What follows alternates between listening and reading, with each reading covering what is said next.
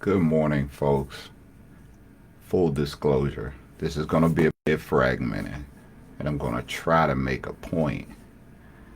I was thinking about breadcrumbs, and I had a conversation with a friend, and it began to just go into an imaginative state, right? You think about breadcrumbs. Most people don't go looking for breadcrumbs, but breadcrumbs actually make up the slice, and the slice makes up the loaf. And if we want to go expand that, the loaf makes up the rack. If you've ever seen bread delivered to the store, right? And the point that I want to really highlight is that each crumb has the same ingredient as the whole truckload of bread. But when we look at that in terms of people, we tend not to value certain people.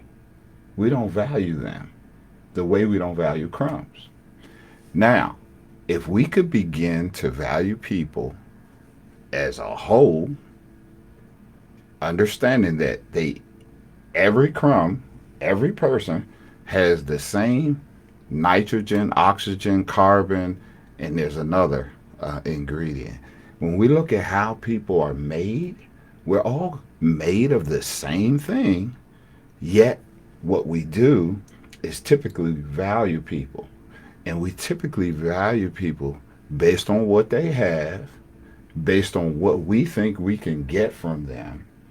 And based on those two factors, usually we place higher value. If we see someone that we don't believe can benefit us, there are times when we may not give them the same level of effort and energy. Simply, we might not value them, right? Where did they go to school? Who do they know? What do they drive? Where do they live? How do they look? What is the color of their skin? What is the texture of their hair? What is the shape of their body?